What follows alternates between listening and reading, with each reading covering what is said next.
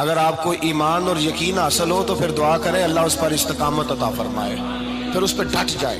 نبی پاک صلی اللہ علیہ وسلم نے فرمایا میں اس بات کا خوف نہیں کرتا کہ میری امت کمزور ہو جائے گی، اس بات کا ڈر نہیں کہ پیسے ختم ہو جائیں، نہ یہ خوف ہے کہ بھوکی مرے گی۔ حضور کس بات کا خوف ہے؟ تو نبی پاک نے فرمایا خوف یہ ہے کہ ان کا یقین کمزور ہو جائے گا۔ یاد رکھیں اگر اعتبار نہ ہو تو گھر نہیں چلتا، تو اگر اللہ رسول پر یقین کامل نہ ہو تو پھر بندہ مسجد نہیں آ سکتا، پھر اس کا دین نہیں چلتا، پھر اس کے لیے مشکل ہے نماز، پھر اس کے لیے مشکل ہے راہ خدا میں خرچ کرنا۔ میرے نبی پاک نے فرمایا یوں نہ کہا کر کہ یا اللہ چاہے تو دے چاہے تو نہ دے، جب مالک سے مانگ تو کہا کر یا اللہ تجھی سے مانگنا ہے، میں لے کے اٹھوں گا، تو مجھے دے گا۔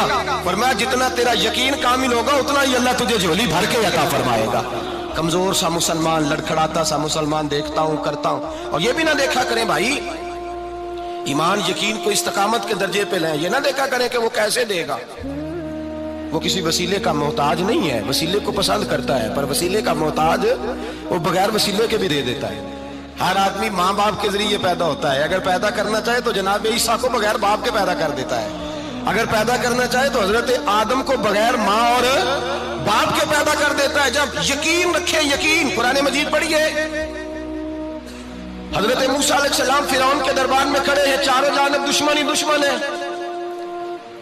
جادوگر آ گئے، انہوں نے سانپ چھوڑے، حضرت موسیٰ کے ہاتھ میں ڈنڈا تھا، حضرت موسیٰ کہتے ہیں یا اللہ کیا کروں؟ تو اللہ تعالیٰ نے فرمایا اپنا عصا پھینک دو۔ کہنا چاہیے تھا نا کہ یا اللہ ایک کی تو شے ہے، اتنے سانپ ہے، بچانے کے لیے ڈنڈا ہے وہ پھینک دوں؟ ڈنڈا پھینکا جاتا ہے سانپ کو دیکھ کر کے قابو کیا جاتا ہے؟ یہ میرا اور آپ کا ذوق ہے نا، لیکن انبیاء کرام کا انداز ملاحظہ کیجئے میرے عزیزو۔ اللہ فرماتے ہیں ڈنڈا، اے موسیٰ ڈال دے اپنا عصا، پہلے نہیں فرمایا کہ سانپ بن جائے گا، فرمایا بس تو ڈال دے۔ میں اور آپ ہوتے ہیں تو سانپ سامنے ہے، ڈنڈا ہاتھ میں ہے، ہم کہیں گے عجیب بات ہے، یہی تو دفاع کی چیز ہے، اسی کو ڈال دوں تو بچوں گا کیسے؟ کہا ڈال دو، تو حضرت موسیٰ نے ڈال دیا، کہا میرے رب کا حکم ہے تو میرے لیے بہتر ہی ہوگا۔ اللہ فرماتے ہیں جب موسیٰ نے ڈالا تو میں نے اس ڈنڈے کو، اس عصا کو اژدہا بنا دیا۔ اب کبھی عصا بھی اژدہا بنے، کبھی چھڑی بھی بہت بڑا اژدہا بنی ہے، لیکن قرآن کہتا ہے جناب موسیٰ نے ڈالا تو اللہ نے اژدہا، بلکہ اس سے پیچھے چلیے، عورتیں کمزور یقین کی ہوتی ہیں نا، جناب موسیٰ پیدا ہوئے تو اللہ فرماتے ہیں میں نے موسیٰ کی ماں کے دل میں بات ڈالی، ماں کے دل میں، صندوق میں ڈال کے تو اس کو دریا میں بہا دے۔ اور بھائی صندوق میں کہہ سکتے ہیں نا آکسیجن کیسے جائے گی، اور دریا میں بچے بچنے کے لیے ڈالے جاتے ہیں کہ ڈوبنے کے لیے ڈالے جاتے ہیں؟ ماں کے دل میں یقین کمزور نہیں تھا ماں کا۔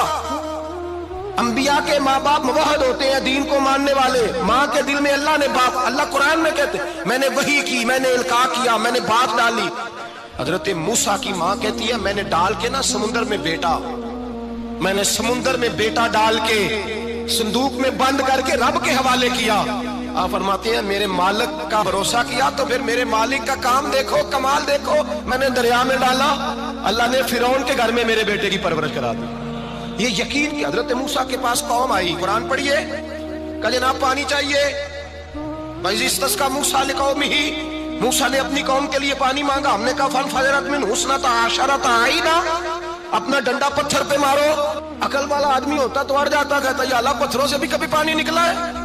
اضرب بعصاک الحجر، مارو پتھر پہ ڈنڈا۔ اللہ کے نبی نے منٹ نہیں لگایا، ٹھا کر کے ڈنڈا لگایا، فَانْفَجَرَتْ مِنْهُ اثْنَتَا عَشَرَةَ عَيْنًا۔ اللہ فرماتے ہیں جناب موسیٰ نے ایک عصا مارا، میں نے 12 چشمے جاری کر دیے۔ تو لے تو اللہ کرتا ہے، اللہ کہتا ہے پڑھ نماز روزی دوں گا، کہتا ہے سوچتا ہوں۔ اللہ فرماتا ہے آجا مسجد میں تیرا ہو جاؤں گا، کہتا ہے دیکھتا ہوں۔ رب فرماتا ہے تو میرے محبوب کی غلامی کر، میں تجھے محبوب بنا لوں گا۔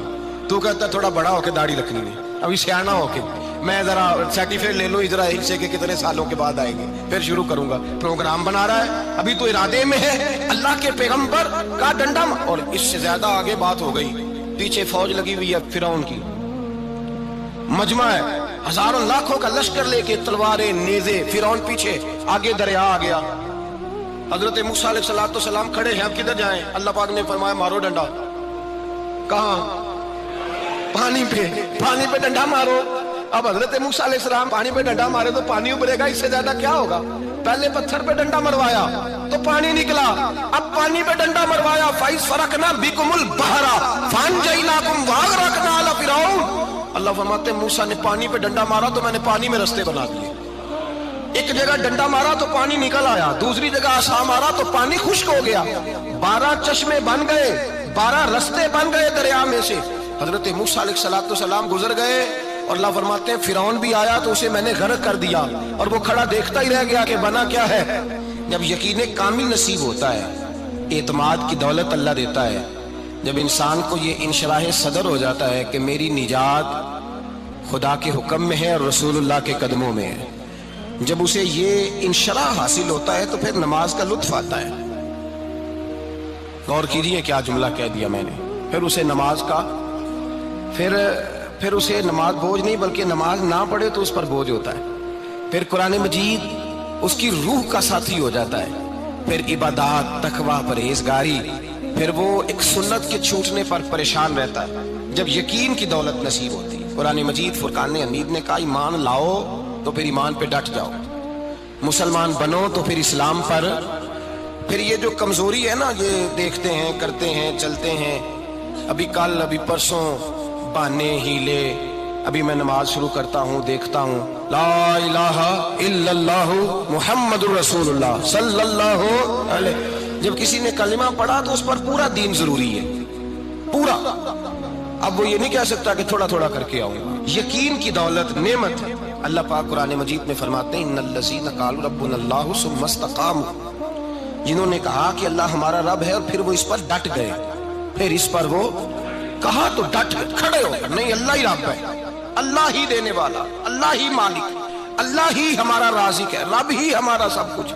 جب ڈٹ گئے تو فرمایا تتنزل علیہم الملائکہ، پھر میں ان کی مدد کے لیے آسمان سے فرشتوں کا نزول فرمایا کرتا ہوں۔ فرشتے کیا کہتے ہیں؟ اللہ تخافوا ولا تحزنوا، غم نہ کرنا، خوف نہ کھانا، وابشروا بالجنۃ التی کنتم توعدون، ہم تو تمہیں اللہ تبارک و تعالیٰ کی اس جنت کی خوشخبری دینے آئے ہیں جس کا رب نے تمہارے ساتھ وعدہ کیا ہوا ہے۔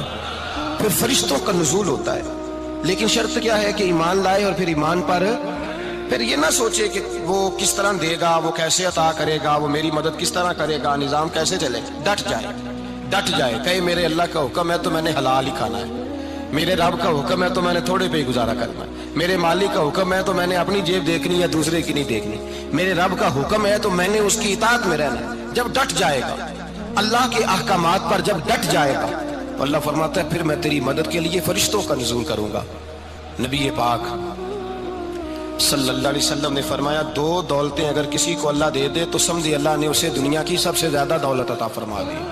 یا رسول اللہ وہ کون کون سی چیزیں ہیں؟ فرمایا ایک جس شخص کو اللہ نے معاف کرنے کی دولت عطا کر دی، جو معاف کرنے لگ گیا، جس کی طبیعت میں درگزر آ گیا، جو معاف کرنے لگا، غلطیاں معاف کرنے لگا، جس کو ایک دولت یہ مل گئی۔ اور دوسرا میرے مصطفیٰ نے فرمایا جسے اللہ نے یقین کی دولت عطا فرما دی، جس کو یہ 2 دولتیں مل جائیں، ایک درگزر کرنا، دوسرا رب رسول پہ یقین کامل رکھنا، اسے کائنات کی ہر شے مل گئی۔ میرے نبی پاک نے فرمایا جب بھی دعا مانگو خدا سے یہ 2 نعمتیں مانگا کرو، عرض کیا کرو اے اللہ درگزر کی دولت عطا فرما، اے اللہ تو ہمیں یقین کی دولت عطا فرما، ایمان کی قوت اور پختگی نصیب فرما۔ میرے بھائی حضور نے فرمایا مانگ کے لو۔ کمزور ایمان والا شخص کسی کام کا نہیں ہوتا۔ جس آدمی کے ذہن میں شک کا بیج ایک دفعہ جنم لیتا ہے وہ آدمی تو غلام سے بدتر ہے۔ بے کیف سجدہ، روٹھی روٹھی سی عبادت، اس کی زندگی کیفیات سے خالی ہے۔ جس شخص کو پتہ چل جائے نا لوگ میرے مخالف ہیں، اس کا تو سجن رہتا ہی کوئی نہیں۔ اصل بات یہ ہوتی ہے کہ یہاں سوچ بیٹھا ہے کہ دنیا میرے خلاف ہے، یہاں مخالفت یہاں بیٹھ گئی ہے، 2 بندے باتیں کر رہے ہیں تو پریشان ہے، میرے خلاف ہی لگے ہوئے ہیں، میری ہی بات ہو رہی ہے، کیونکہ اصل تکلیف کہاں ہے؟ اور اگر یہاں یقین کامل ہو گیا نا کہ سارے مجھ سے پیار ہی کرتے ہیں، تو پھر 2 بندوں کو بات کرتا دیکھیں گے تو یہی سوچے گا میری تعریفیں کر